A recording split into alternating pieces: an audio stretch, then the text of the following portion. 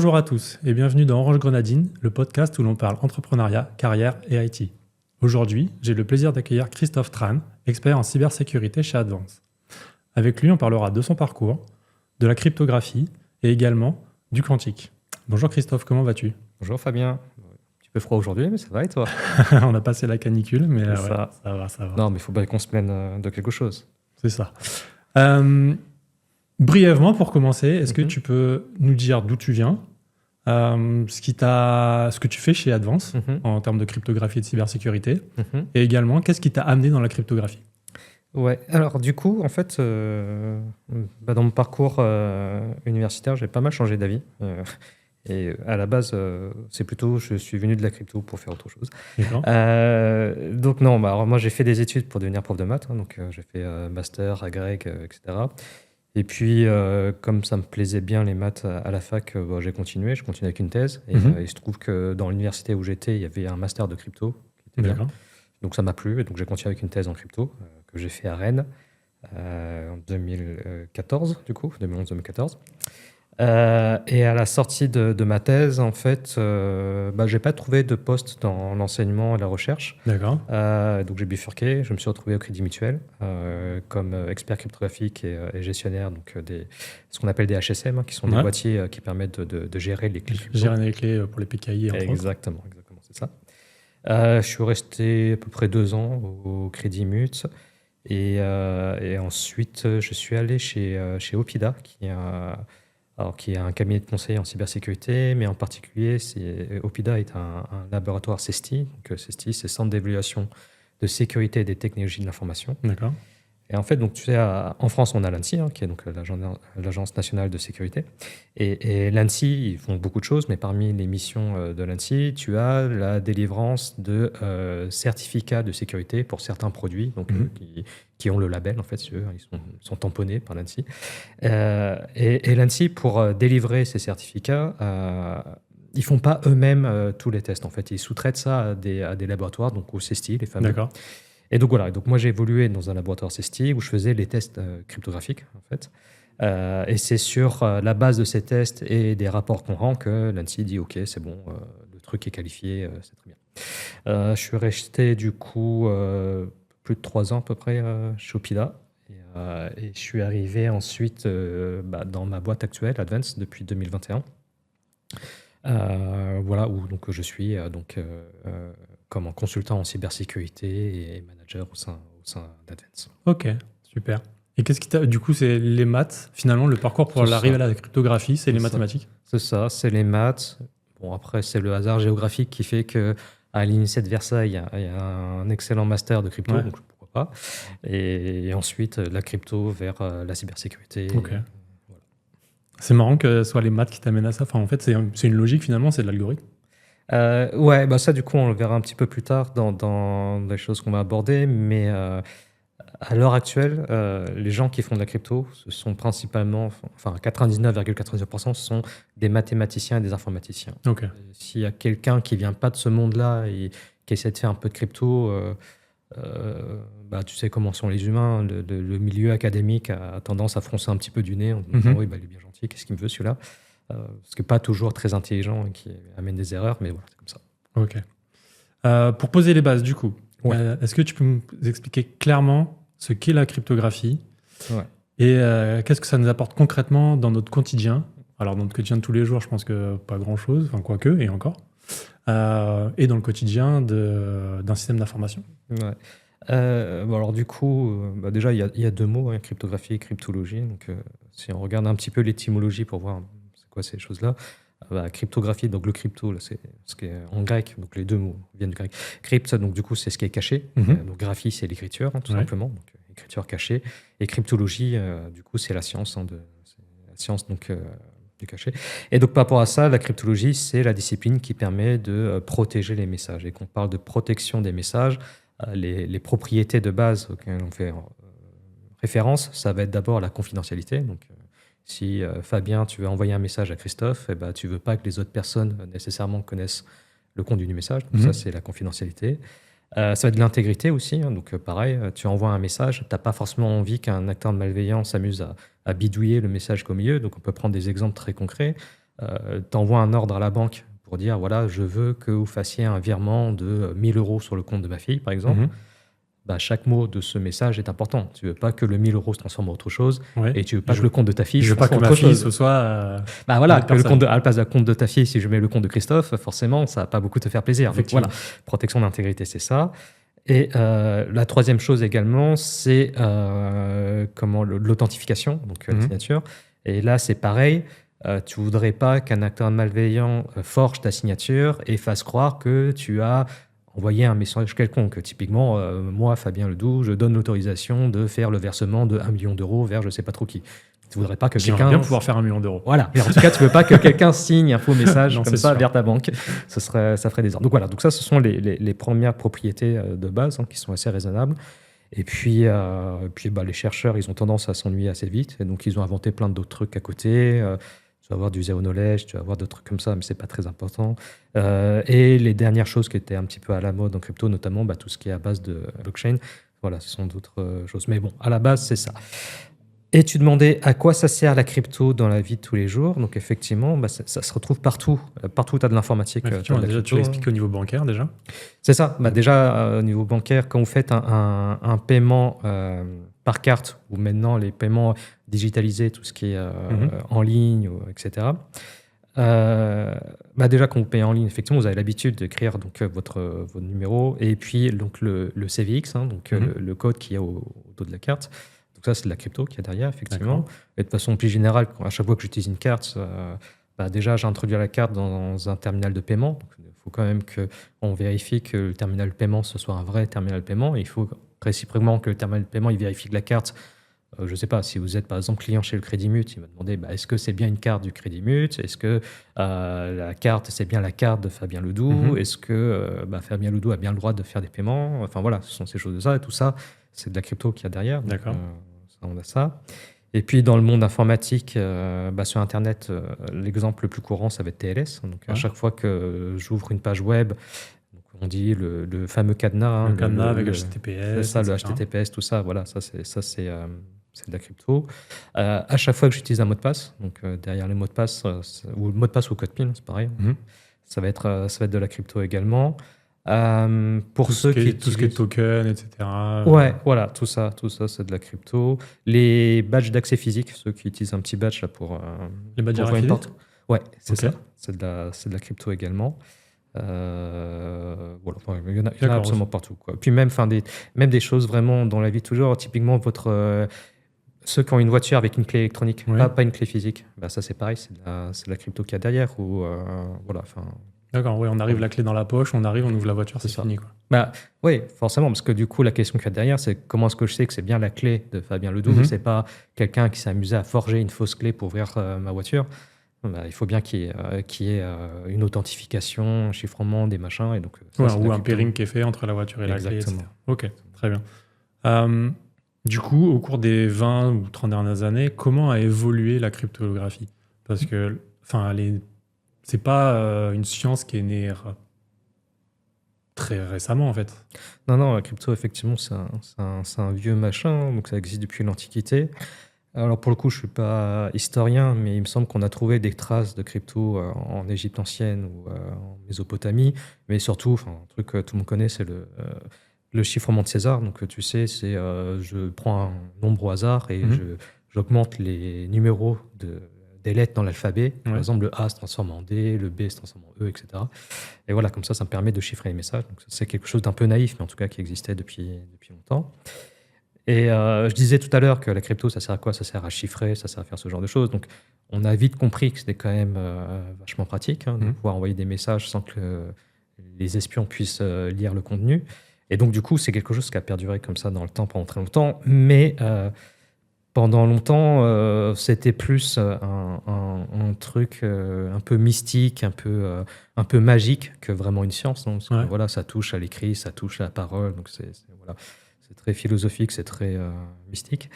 À partir du 19e siècle, quand même, les militaires ont compris que c'était quand même super intéressant de pouvoir envoyer des ordres au front, etc., sans que l'ennemi puisse savoir ce qui se passe.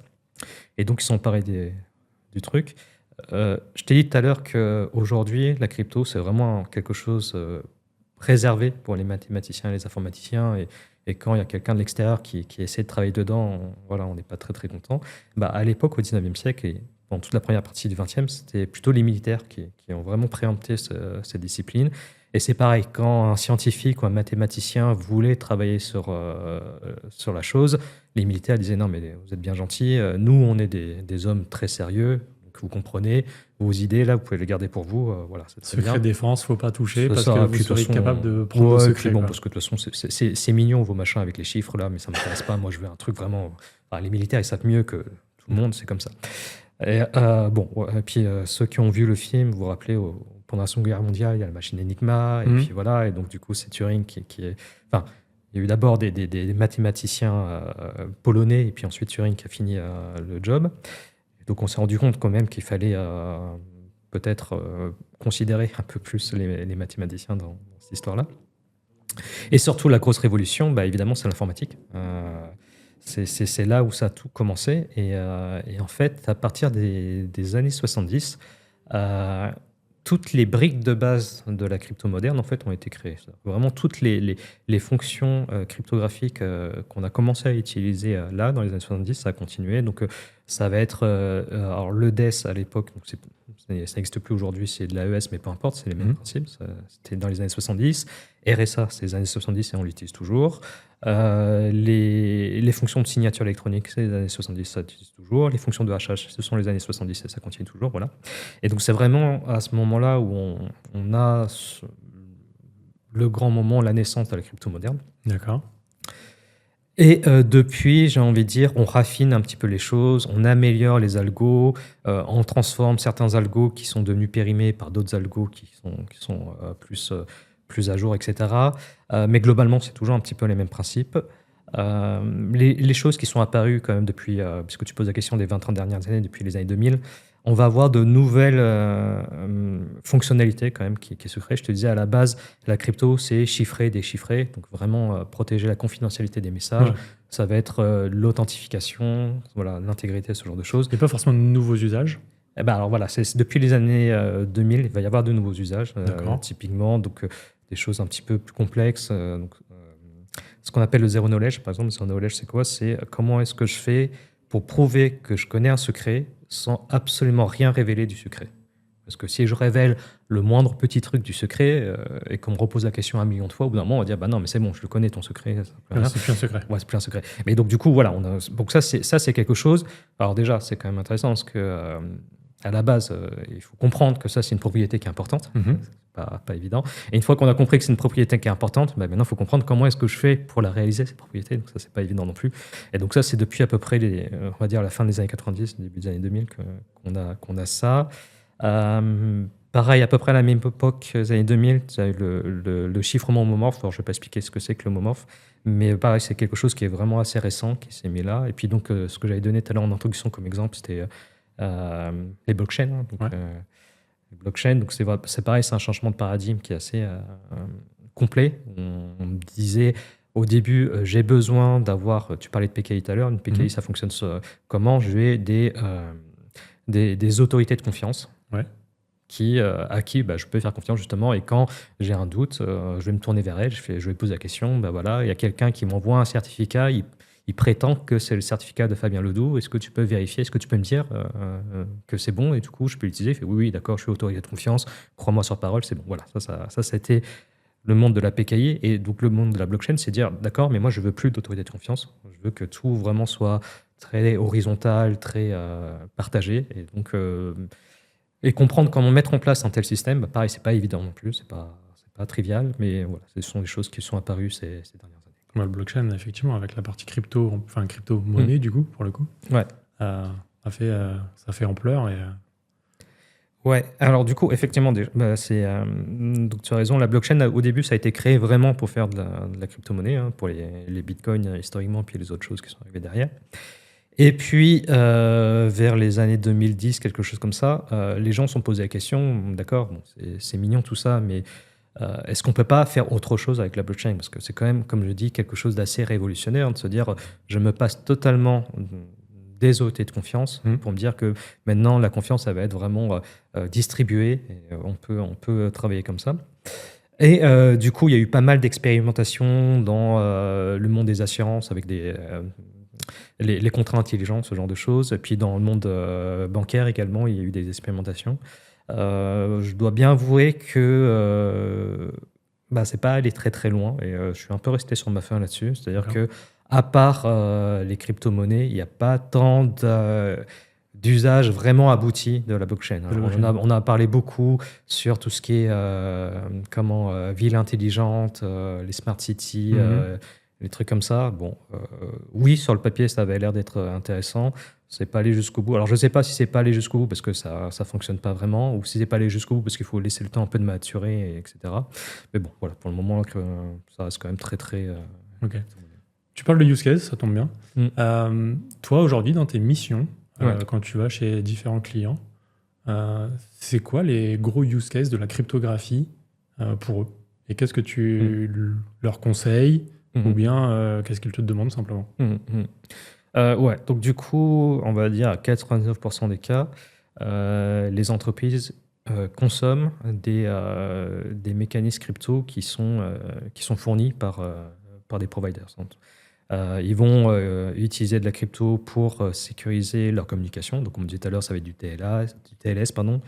Ça va être du SSH, ça va être ce genre de choses. Ils peuvent utiliser la crypto également pour chiffrer les disques durs de leurs équipements, des postes de travail ou des serveurs, ce genre de choses. Ils peuvent l'utiliser également pour faire du chiffrement de bases de données, ce genre de choses. Voilà, globalement, ça va tourner un peu autour de tout ça. Et comment est-ce qu'on fait pour s'assurer que ces usages de crypto sont bien sécurisés, sont bien efficaces? La première chose quand même, c'est de bien cartographier tout ça, de bien comprendre où est-ce que j'utilise de la crypto, pourquoi faire, quels sont mes besoins de sécurité qu'il y a derrière. En cas de compromission, quels sont les risques? Si mes données sont exposées, quelles sont les conséquences, etc. Et une fois que j'ai fait mon petit tableau avec vraiment toutes ces lignes-là, c'est derrière me poser la question, pour chacune de ces lignes, pour chacun de ces usages, qui porte l'usage? Je utilise quelle solution? Donc c'est qui mon provider? Comment est-ce que je m'assure que justement que mon fournisseur il me donne un produit qui est satisfaisant, Oui, les sécurités compliance, etc. finalement. Exactement. Ça va être tout ça. Et puis, tout simplement, ça va être l'implémentation efficace sur mes systèmes. Donc, je vais me tourner vers les guides de l'ANSSI pour regarder qu'est-ce que l'ANSSI recommande en termes de sécurité et est-ce que je le mets bien en place. Donc, ça va être ça. Il y en a qui vont avoir des usages plus poussés de la crypto. Typiquement, on parlait tout à l'heure un petit peu du monde bancaire, de la monétique. Ça va être, alors ce ne sont pas les seuls, mais c'est le type d'entités qui vont héberger une infrastructure de PKI assez costaud, assez dense. Et donc, par rapport à ça, il va y avoir encore d'autres problématiques sur mon système de PKI, est-ce qu'il est bien installé? Est-ce que la sécurité de l'architecture elle est bien en place? Est-ce que mes procédures autour de la PKI, etc. Voilà.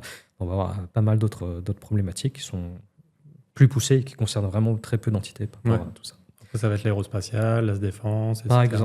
Par exemple, ce genre d'entité.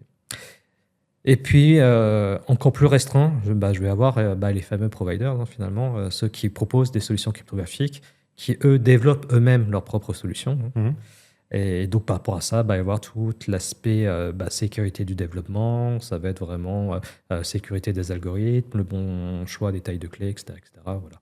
Mais ça concerne vraiment très, très peu d'entités. Il y en a très peu qui peuvent se permettre de développer eux-mêmes leur propre librairie crypto, leurs propres fonctions et s'assurer évidemment que tout ça est bien sécurisé. Si ce n'est pas votre cœur de métier, je ne vous recommande pas. Ok. Ces derniers temps, il y a un mot qui est à la mode, c'est le quantique, qui fait le buzz. Qu'est-ce que ça va apporter et qu'est-ce que ça va changer pour la cryptographie en quelques mots et simplement, en vulgarisant un peu les choses? Alors du coup, déjà un petit aparté. Faut bien comprendre, parce que quantique c'est un mot qui est compliqué, les ordinateurs quantiques, c'est pas un objet magique qui subitement va remplacer tous les ordinateurs classiques, c'est pas du tout ça, il faut pas croire que c'est ça, c'est pas le cas. Les ordinateurs quantiques, donc, ils reposent sur un objet qu'on appelle des qubits, voilà. Et les propriétés quantiques que je ne vais pas expliquer parce que je ne comprends pas très bien, font que ces qubits permettent d'optimiser de façon exponentielle certains problèmes combinatoires. Et donc, tous les problèmes qui utilisent cette combinatoire vont être impactés par les ordinateurs quantiques. Et donc, c'est pour ça que quand vous regardez n'importe quel article sur l'avènement de l'ère de l'informatique quantique, ils vont toujours prendre les mêmes exemples, parce que ce sont les seuls. Donc, autour de ça, il va y avoir, par exemple, la bioinformatique. Par exemple, la bioinformatique utilise énormément de combinatoires, et donc c'est pour ça que quand va y avoir les ordinateurs quantiques, eux, ça va vraiment révolutionner totalement leur univers. Mais pour tous les exemples qui ne sont pas dans ces cas-là, en fait, ça ne va rien changer. En fait. Et pour la plupart des personnes, on va continuer à utiliser des ordinateurs classiques parce qu'on n'en a pas besoin. Et je veux dire par là, il ne faut pas s'imaginer que dans 20, 30 ou 50 ans, les gens vont se balader avec des iPhones quantiques ou autre chose dans la poche. Ça n'arrivera pas parce qu'on n'en a pas besoin. En fait. Ça n'apportera rien du tout. Il n'y a que dans certains domaines très précis où il y a un usage des ordinateurs quantiques. Et parmi ces domaines-là, donc je parlais de combinatoire, et bien évidemment, voilà, il y a un des use cases, ça va être en cryptographie. Donc, on sait depuis 1995 avec Peter Shor, on sait que avec un ordinateur quantique qui est viable, c'est-à-dire qu'il peut vraiment faire des calculs, on peut vraiment poussés, utiliser, exactement. Avec un ordinateur quantique qui est viable, on peut totalement casser les problèmes mathématiques sur lesquels reposent nos algorithmes à clé publique actuellement. Donc tout ce qui va être à base de logarithmes discrets ou de factorisation des nombres en nombres premiers, tous ces trucs-là, ça va être vraiment totalement cassé. Et donc qu'est-ce que ça veut dire, le fait que ce soit cassé de façon exponentielle? Ça signifie que en crypto, généralement, c'est une course à l'armement. Hein, donc plus j'ai de puissance de calcul et plus les attaquants peuvent facilement essayer d'attaquer la clé, mais plus j'ai de puissance de calcul et en même temps, plus je peux augmenter également la taille de mes secrets, l'attaque plus difficile. Donc ça marche très bien comme ça, sauf si j'ai un vrai bond technologique qui fait que ça marche plus du tout, ça devient vraiment trop injuste comme combat. Et donc les ordinateurs quantiques, c'est le cas. Les ordinateurs quantiques nous disent que les algorithmes de type RSA ou courbe elliptique, tous ces trucs-là, ça ne sert à rien d'essayer de les sauver en augmentant la taille de clé, c'est voué à l'échec. Donc vous jetez ça à la poubelle et vous prenez d'autres choses. C'est ça que ça veut dire. D'accord. Voilà, donc du coup, effectivement, quel sera l'impact? L'impact, ça va être que la cryptographie actuelle, il va falloir vraiment totalement la remanier, changer vraiment toutes les renouveler, avoir un nouveau paradigme en fait dessus. Ouais, et ça, c'est vraiment pas évident parce que c'est pas juste... je prends un ancien algo et je le change par un nouvel algo. Il y a beaucoup d'implications qui est derrière. Déjà, en termes d'interopérabilité, il y a quand même un écosystème qui s'est construit où typiquement, quand j'utilise du RSA, je n'utilise pas du RSA un peu n'importe comment à ma sauce, sinon ce serait catastrophique. Il y a quand même des standards qui sont publiés et tout le monde qui va nous dire, si tu veux utiliser du RSA, tu utilises du RSA exactement comme c'est écrit ici, parce que sinon, moi, je ne vais pas comprendre ce que tu fais. Parce qu'il faut qu'il y ait une réciprocité entre les personnes qui vont discuter entre elles. Exactement. Donc, c'est un standard. Et donc, du coup, si je te dis demain, ok, tout ça c'est gentil, maintenant tu arrêtes RSA et tu fais autre chose. Mais la question va se passer, d'accord, mais l'autre chose c'est quoi? Est-ce que tout le monde va pouvoir l'utiliser avec moi? Est-ce que tout le monde va l'utiliser de la même façon que moi? Est-ce que c'est déployé? On a dit tout à l'heure, 89% des entités ne font pas de crypto eux-mêmes. Ils achètent des choses qui existent dans la nature. Oui, mais si dans la nature il n'y a rien qui est disponible, je fais comment en fait? C'est compliqué. Donc du coup, c'est pour ça, c'est pas trivial du tout comme question. Ok. On t'évoque du coup un risque au niveau du quantique finalement. Ouais. Aujourd'hui, on se fait attaquer, par exemple. On va avoir le StorNow Decrypt qui va apparaître. Et ensuite, l'arrivée de toutes les puces quantiques, mais ça on l'a évoqué finalement, avec la puissance de calcul qui augmente. Pour toi, c'est quoi le problème majeur qui va arriver et comment on va le résoudre? Mais surtout, le StorNow Decrypt finalement, ça veut dire qu'il y a un risque pour nos données. Et du coup, qu'est-ce que les instances préconisent là-dessus ou comment on fait pour parer ces attaques aujourd'hui? Alors du coup, juste un petit mot effectivement sur ces attaques rétroactives, donc le StorNow Decrypt que tu mentionnais. L'attaque, elle est vraiment très très basique, facile à comprendre. Un acteur malveillant à l'heure actuelle, donc il n'a pas d'ordinateur quantique, mais c'est pas grave, il s'amuse à collecter toutes les communications qui sont chiffrées et qu'il n'est pas capable de décrypter aujourd'hui. Pas grave, il les collecte, il les garde Donc, c'est le Stornov, ça c'est facile. Et puis un jour, voilà, les ordinateurs quantiques, ils arrivent. Donc, il fait comme tout le monde, il en achète un. Et avec cet ordinateur-là, il va casser toutes les communications qu'il a gardées en mémoire. Et donc, ça veut dire qu'il va déchiffrer toutes ces choses-là qu'il n'était pas capable de déchiffrer. Bon, ça peut arriver peut-être dans 5 ans, dans 10 ans, dans 20 ans, dans 30 ans, j'en sais rien. Mais du coup, la question que chacun d'entre nous doit se poser, c'est est-ce que c'est grave si mon message aujourd'hui, qui est confidentiel, est déchiffré dans 5 ans, 10 ans, 15 ans, 20 ans? Il y a certains messages, on n'en a vraiment rien à faire. C'est pas grave, enfin, on s'en fiche. C'est pour dire que je te donne rendez-vous demain à tel endroit. Bon, si tu le sais dans 5 ans, oui, félicitations pour toi. Mais il y en a d'autres, je vous laisse réfléchir vous-même à tout ce que vous avez dans votre vie comme message confidentiel et vous dire, ah oui, mais peut-être que ça, j'ai pas trop envie que dans 5 ans, ou même quand je suis mort, j'ai pas du tout envie que ça se sache, en fait. C'est comme ça, c'est comme ça. Bon, voilà, donc c'est quand même une problématique. Ça, c'est voilà. Du coup, on a dit tout à l'heure que faire cette transition finalement cryptographique, passer de l'ancien monde avec RSA, les courbes elliptiques, etc., vers le nouveau monde, ça va être long, ça va être compliqué.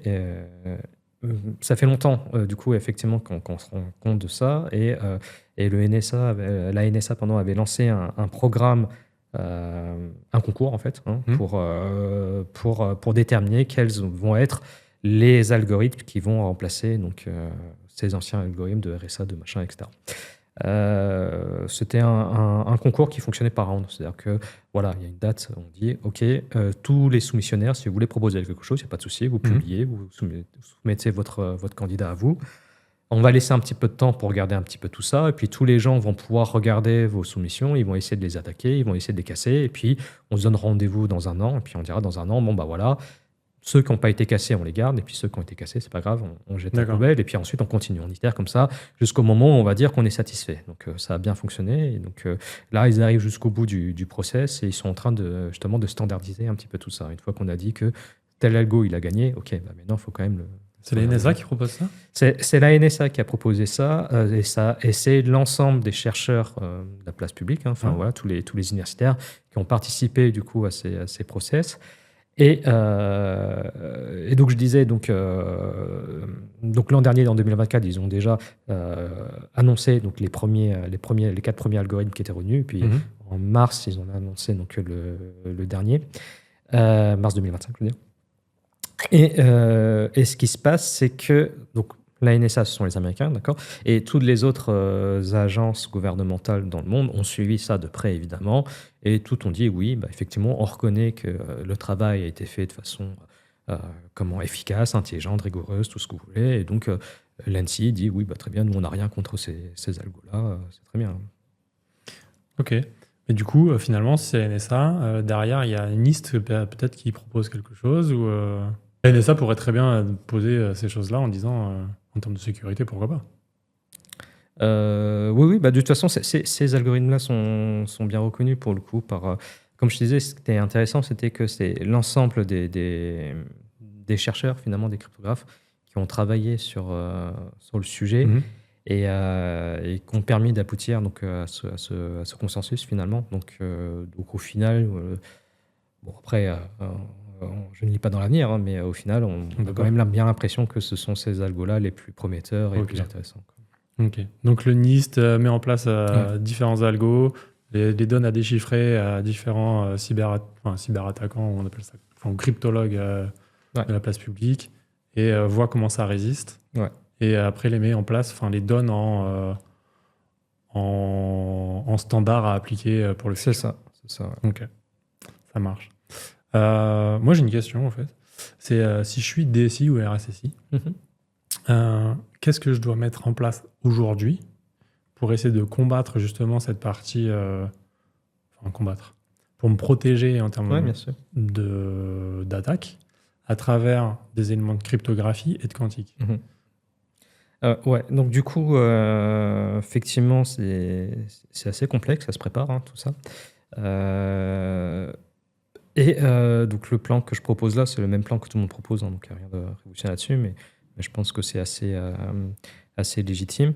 Déjà, il faut commencer par savoir de quoi on parle, c'est ce que je disais tout à l'heure, bien cartographier quels sont mes usages de cryptographie de mon entité, bien comprendre ce qu'il y a derrière, et par rapport à cette cartographie, bien analyser le risque. Donc si demain, effectivement, la menace quantique se révèle, quels sont les impacts pour moi? Donc qu'est-ce qui risque d'être déchiffré? Qu'est-ce qui risque d'être compromis, etc. Et qu'est-ce que ça a comme conséquence pour mon entreprise? Donc ça, c'est petit 1.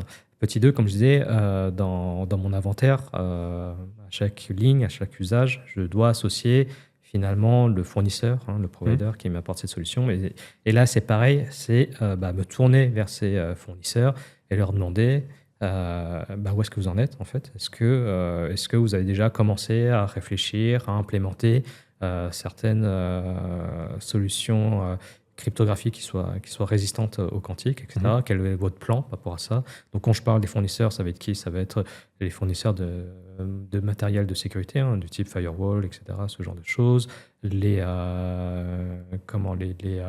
tunnels VPN, ce genre les fournisseurs de HSM, etc. Les HSM, etc. Oui, voilà, ça va être un petit peu tout ça.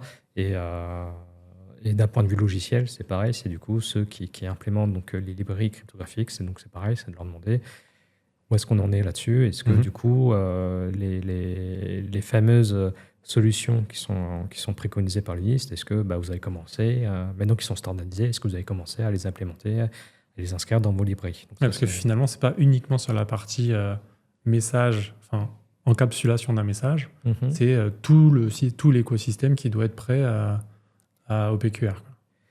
Ouais, donc du coup, effectivement, c'est quelque chose d'assez global. Ça, comme tu dis, c'est un écosystème. Il y a beaucoup de solutions qui discutent entre elles, qui interagissent entre elles.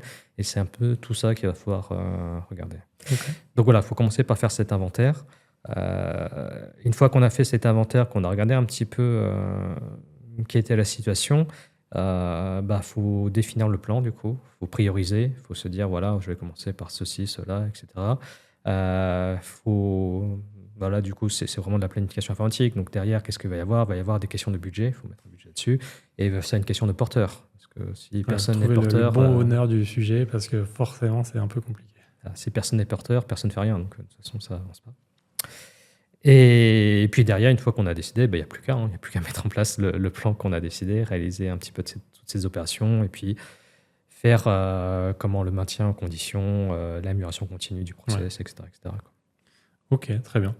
Moi, je te propose là, c'est de passer à l'instant grenadine. Tu connais un peu le concept, du coup, des questions un peu plus personnelles, un peu plus chill, te découvrir aussi, découvrir qui est Christophe Tran, l'homme derrière de la crypto. On va voir un peu ce que ça donne. Ouais. Je vais commencer par une question simple et qu'on aime chez Orange Grenadine, c'est qu'est-ce que tu conseillerais à ton toi d'il y a 10 ans par rapport à aujourd'hui? Et ou à un jeune, en fait, finalement, qui veut venir dans la cryptographie, qu'est-ce que tu lui conseillerais de faire? Alors déjà, c'est gentil, parce qu'il y a 10 ans, je n'étais plus tout à fait jeune.